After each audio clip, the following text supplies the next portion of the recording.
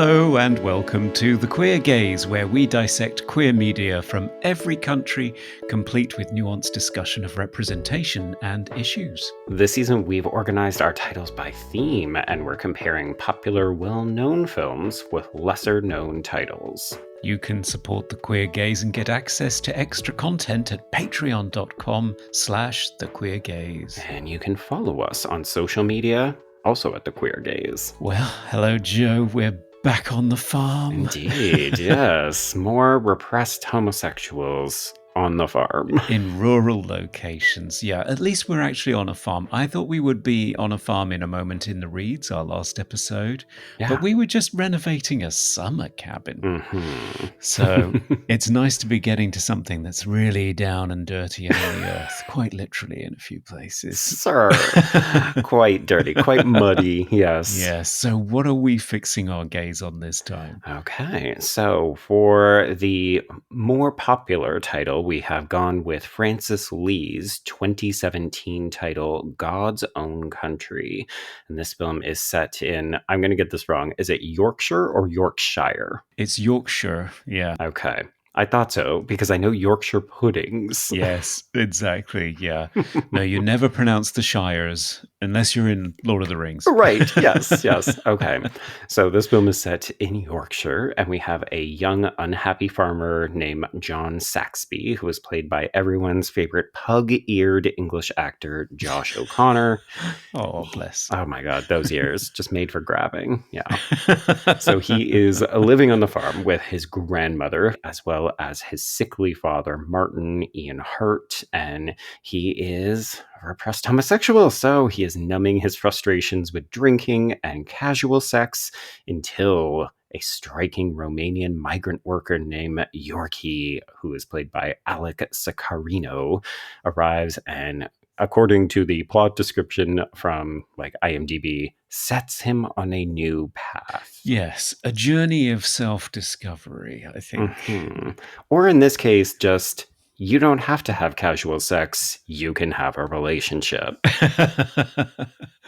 Yeah, I do think this is a heartwarming story. Yes. I think it is meant to be so. I mean, spoilers, there are no abrupt downbeat endings to be had in this one. No, indeed there are not. This is, in some ways, a little picture perfect. And I think that was actually one of the things that I struggled with a little bit more. So I had seen this before. You had seen this before? Yes. Yes. It had been a while, I'll confess, but, and I'm going to say this right off the top, I like this movie. I think it's quite well made. I like the performances, but I struggled with this having just watched A Moment in the Reeds, because that movie in some ways felt a little bit more authentic to a queer experience where not everything is perfect. Whereas this felt, to me, a little bit more representative of the kinds of films we were getting in the 90s, where it was like, okay, if you don't die from AIDS or get hooked on drugs, you're going to have a perfect fantasy romance by the end of this, and everything will be okay. Yeah, I can understand that perspective. I perhaps don't think it's as picture perfect as you're experiencing it, or at least I don't experience it that way. I think its depiction of Yorkshire is refreshingly gritty. Okay. And not picture postcard tourist attraction, heritage, cutesy, Wallace and Gromit sort of depiction of Yorkshire. Right. That's the thing that I quite love about it, is the film begins sort of as winter is turning into spring. It's lambing season, so we're in amongst lambs again, everyone. Yep. Sheep ahoy. But unlike Brokeback Mountain, which is very bucolic, very pretty, very gloriously shot with beautiful music, this one, again, has no score until a very pivotal point in the movie. And Johnny's world is one of decaying neglect, populated by old men. It feels very much as though his small family-run farm is dying. It really is coming to the end of its time. And he feels very much trapped in this decaying world, getting his pleasure where he can, and his Mhm. mother has left the family. So we have the missing mother, not dead this time. Right. Is it worse that she chose to go and abandon him rather than died tragically? I feel as though it adds an extra sting in the tail. I think so. Yeah. Yeah, I mean, I agree with you that I think there's this sense of Johnny being trapped. Like, that is so evident, especially early in the film. Like, we get this telling moment where he meets an old, either like high school friend of his or somebody that he used to spend a lot of time with, Robin, who's played by Patsy Farron. And she's just back from uni with her friends. And she's clearly, he accuses her of saying, "Oh, you've come back for a bit of a laugh to sort of show these people this is where I came from, and aren't you so glad that you've escaped it?" And of course, he has not. So he's deeply resentful. He's very petulant because, I mean, he's also barely a functional alcoholic. Like, he's an alcoholic first and functional second. So Yes. there's just a lot of tension. Like, one of the things I really love about Josh O'Connor's performance is that he is so angry in this movie. And I really think it comes out strongly. Yeah, it does. He is very dedicated to getting this character right, the sort of hunched over into the wind, Hmm. always keeping his eyes down, always violently suspicious of any kind of nurturing intimacy, physical contact whatsoever. Hmm. He is defensive, angry. I liken him to a wounded animal, Okay. much like the animals that needed to be tended to by the caring, gentle hands of Georgi. Oh. And thank heaven for Georgi. I mean, truly, like, and I can definitely understand why people make comparisons between the two films because it is striking to watch them in close proximity to one another, right? Like, Mm, we've got another migrant worker whose situation is actually far more precarious than the white lead, but of course, the white lead doesn't know any better. So, and it is still filtered primarily through their perspective, but I do think that this film has a better understanding between the two characters. Like, at least Johnny has a sense of things. Like, he's not so up in his own head that he doesn't understand that Yorkie also needs this and needs to make it work. yeah, but that grows. I mean, initially, whereas in our previous film, the son was inviting and tolerant and much more worldly Hmm. than the father, who was being xenophobic and Right. racist casually. In this one, it's actually Johnny who is deliberately not getting Georgi's name right and not caring, deliberately getting his ethnicity wrong and using a racial slur in describing him Hmm. to the point where Georgi will not take it anymore and actually pins him to the floor and tells him to stop, which I like about Georgi because although he is, despite his own trials and tribulations. He's Romanian. He's not Syrian, so he's not coming from a civil war. But still, No. he describes it as a dying country. Yeah. That there is nothing for him to go back to. So he comes with all of that baggage, but he has such a great amount of empathy to give and caring, and he tries to demonstrate that to Johnny. But he also will not take any of his shit, Right. which I really like. Yeah, he has what feels like a lot more agency.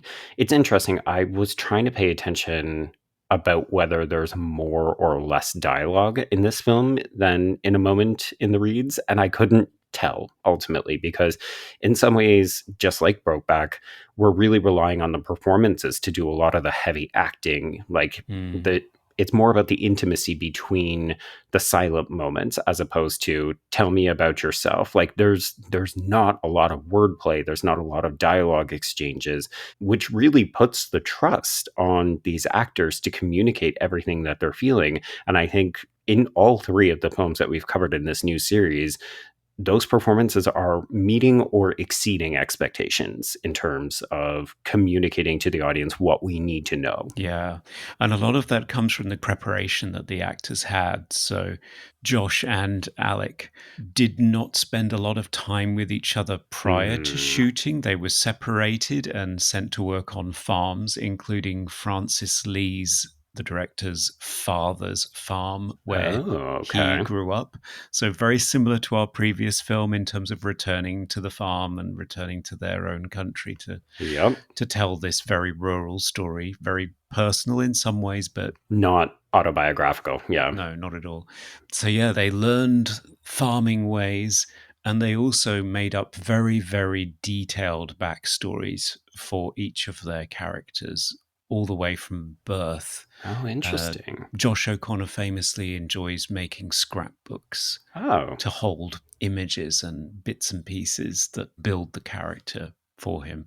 So they came very, very well prepared to discover each other, and the film was shot chronologically. Oh, interesting. Yeah. So you can Hmm. see that relationship developing. They were living with each other during shooting, and you can see that familiarity and ease around each other grow Hmm. as the film progresses, which I think works like a charm. Right.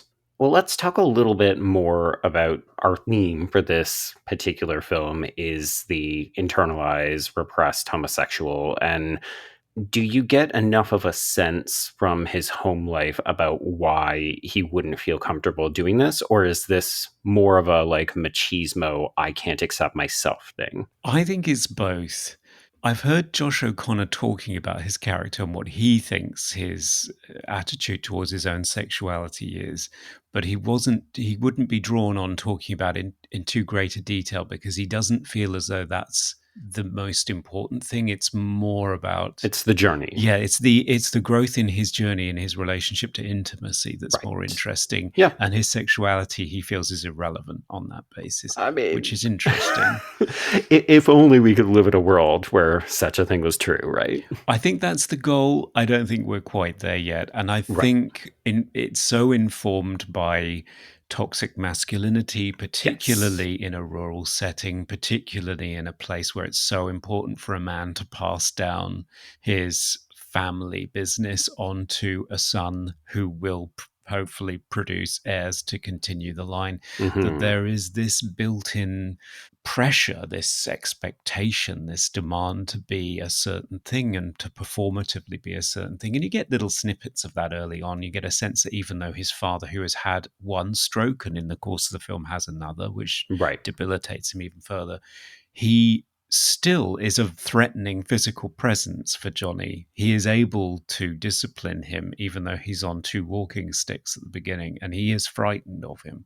He forces him to euthanize a calf that is like a runt of the litter and is not going to do very well. Right. And he forces him to shoot it and tells him not to be wet.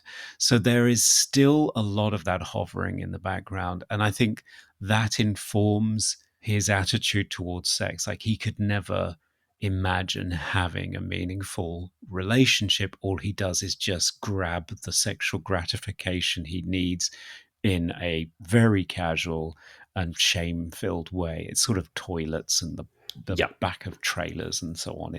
Yeah. It's not great. I did really like those early scenes where we get to see, okay, he's not, it's not that he's necessarily afraid or ashamed of having sex with another man. It's that it's very rough, it's very fleeting, it's, as you said, in spaces that force physical contact to seconds or minutes, as opposed to like there's no intimacy, it's just about physical pleasure.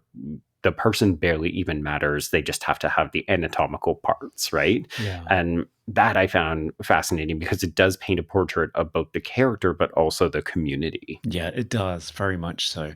So it's all just stolen minutes and seconds. Mhm. And it's violent too. It's Oh God, yeah. always underscored by violence. It's sort of full of, I'm not sure, self-loathing or repressed, very much repressed homophobia and hatred of what he is.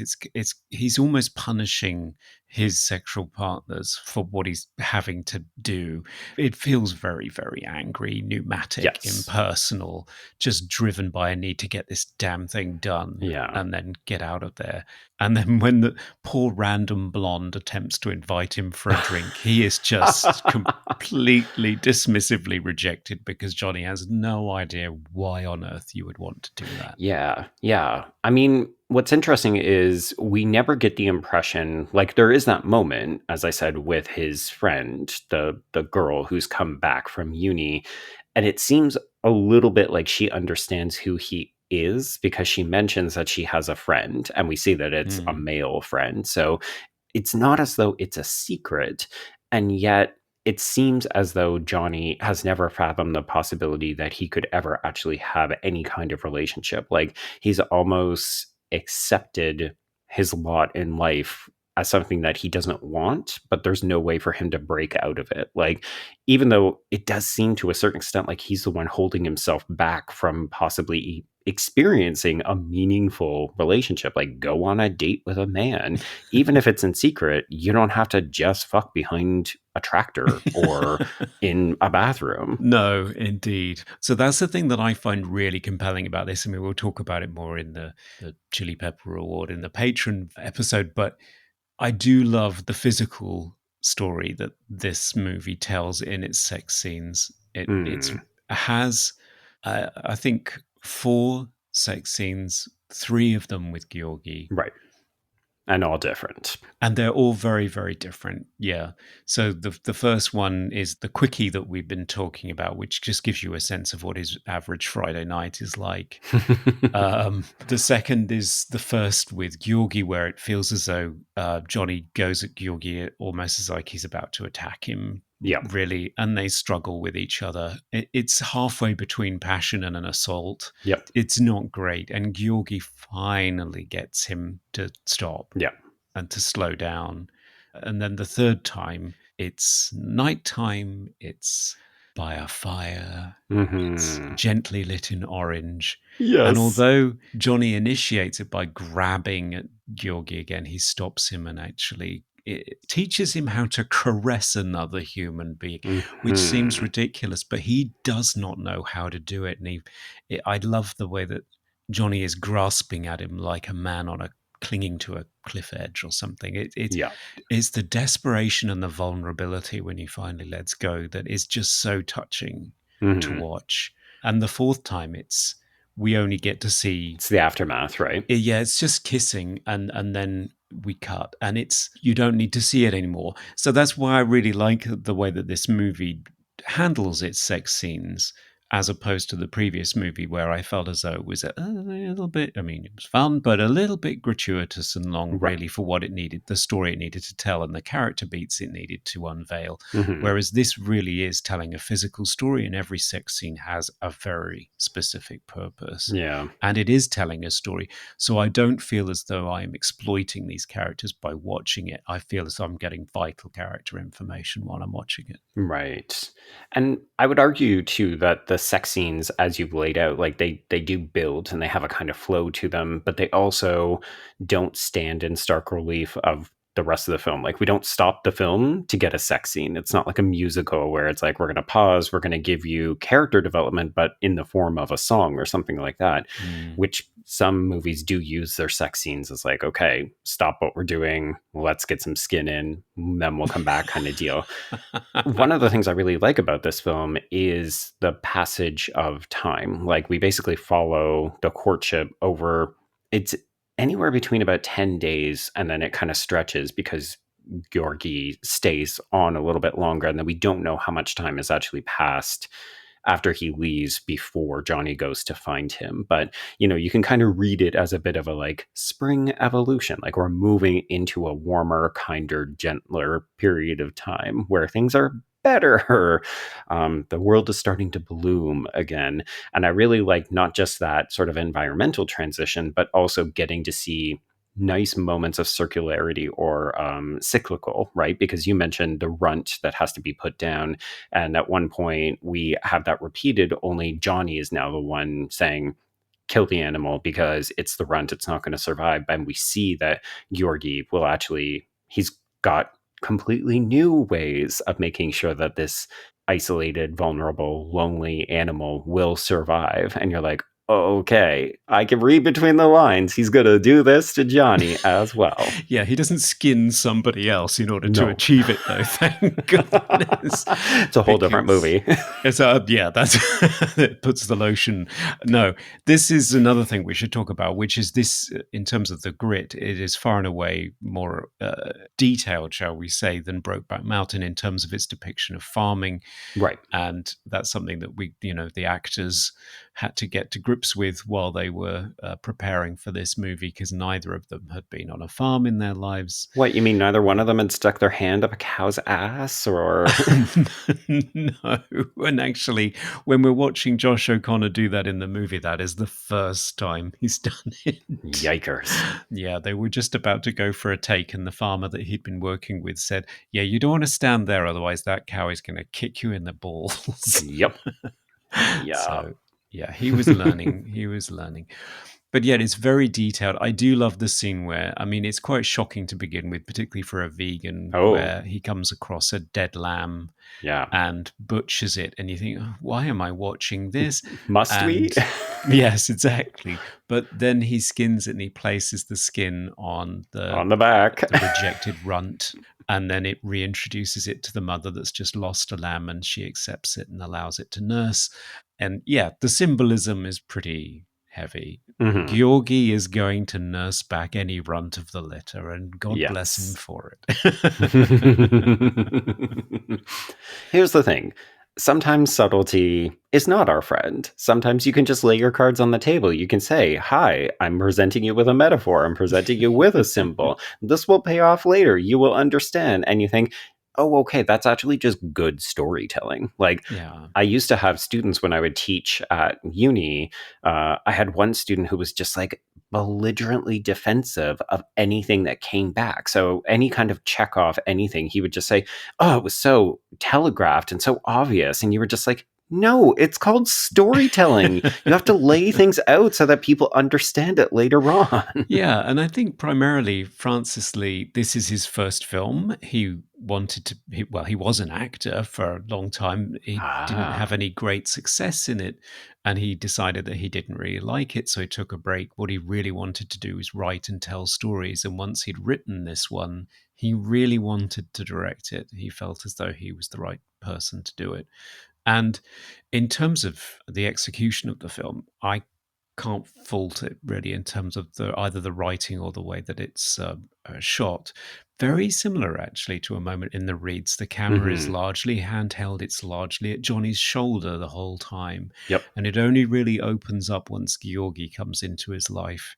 And then that's the moment when we get score for the first time, 49 minutes into the movie. Wow. Georgi just leads him up to the top of a hillside and Yes. forces him to behold the beauty of the land that he inhabits and how lucky he is.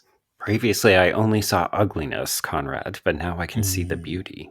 Yes, but we don't actually have to say it. We We don't can say no. we can just walk up and show and Well, tell with the what. music, though, right? Like, Yeah, to each their own. We do it in different ways. we do. Yeah, Yes. gentle pads and piano. Piano always signifying home. Yes, yeah. I will say one of the things I'm really deeply appreciative of all three of these films, and maybe it's just because we have the luxury of setting them out in the country or in the wilderness.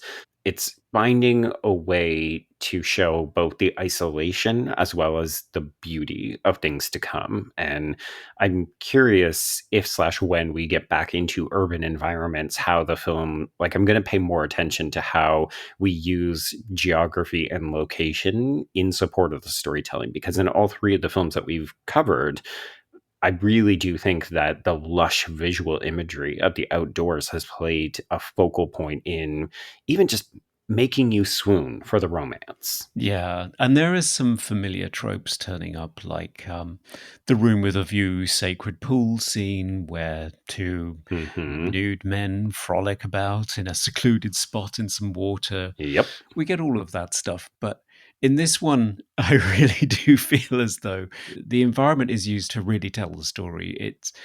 I think Yorkshire looks sort of pretty dirty and ghastly and bleak and overcast and unimpressive to begin with. Hmm. And it's only really as spring is sprung and Georgi comes into Johnny's life that things start to improve. And in terms of the storytelling as well, yeah, it's very good mainstream storytelling. Yeah. It's got its 3 act structure. You get to the misery montage at the end of the second act where it all goes tits up, and thank goodness he does go and win his guy back. Right. But what I love about it is it's not easy. It's I was worried the first time I watched it, I was worried the whole way along that we were going to get a moment in the reads, cut to black, end of story Right. at some point, because it could go that way. And I was just willing it to have another scene, another scene, another scene, please. Hmm. And I still find this film, this I watched it this morning, I still find it deeply affecting to watch Johnny desperately trying to articulate to Georgi that he needs him and that Hmm. he cares about him and that he wants to forge a life with him, and he recognizes that will mean compromises, and that Georgi believes him, and they just exchange insults and laugh and then go home and close the door. And I like to think that there were many happy years after that. Right. Yes. Question for you, just because we do keep comparing this to A Moment in the Reeds, and one of the things that we felt, particularly around the sex scenes, and yes, folks will shortly transition over to the Patreon to discuss them in greater length and detail. Mm. Sounds like the title of my autobiography sex book. But we praised, obviously, the acting is great in both of these films, but, one of the things that distinguishes A Moment in the Reeds is that we did actually have queer actors. And in this case, we do Mm. not. And I wondered, does that affect your viewing or the way that you interact with the film in any capacity? Not as much as it does in Brokeback Mountain, where Right. I'm not convinced by the intimacy, what little of it we get anyway, that Hmm. we see. It always seems like 2 straight actors who are really uncomfortable, desperate to get it over with. And that plays an important role in this, as in very much a character way, in the sense Hmm. that it plays into Johnny's character. Yeah, But I actually believe the intimacy that they developed towards the end. I think they worked at it. I do So too. even if they are both straight actors, I don't think either of them have made any specific mention of where they land on the spectrum. But they certainly did a very, very good job of performing intimacy together, I thought. Yeah. I can't help but wonder if this is even the difference between 12 years from 2005, when we were desperately reticent, and let's not forget, American, where Yes. we are famously repressive. So less open to sexuality. But I think even in 2005, it was a big ask for very clearly straight actors to play gay. Mm. And yeah, whether or not O'Connor and Sicariano identify as queer or, like gently somewhere on the spectrum of sexuality, we don't know. I took a quick look and I couldn't really pin it down, but we know for sure that O'Connor is comfortable playing sexually fluid characters because we saw him do so in Challengers last year. Mm. And I think there's just a more openness for actors in just the decade between Brokeback and this, where it's not that big of a deal if they are or are not queer, but they're willing to commit to the process to make the characters more believable, up to and including intimacy and scenes of intimacy. Yeah, it doesn't stop them being asked stupid questions, though, by No, journalists, no. which is something that Josh O'Connor mentions in an interview, that anywhere else in the world in festivals, he's asked all kinds of interesting questions about his character. But when he goes to American mainstream media, the first thing they ask him is how did he cope with all of that dastardly nudity and sex? And is the Mm. sex really necessary? Oh It's my like, God. yes. Yes. Here's the thing, if people know how to use sex well, then yes, it's integral to the Mm, story. And I would argue in this film and in A Moment in the Reeds as well. And it should be a bigger deal of Brokeback, but we can't because we just don't have it. yeah, no, it's 2005. That's a very good point, actually. It's 2005. It's a mainstream prestige movie that's fishing for Oscars. There's no way we're going to see anything more than a bit of spit lube and falling out of camera. Well, and with that comment, I think we should wrap up the main feed and take our dirtier, salaciouser conversation over to Patreon because I have some things to say. I bet you do. Okay, see you there.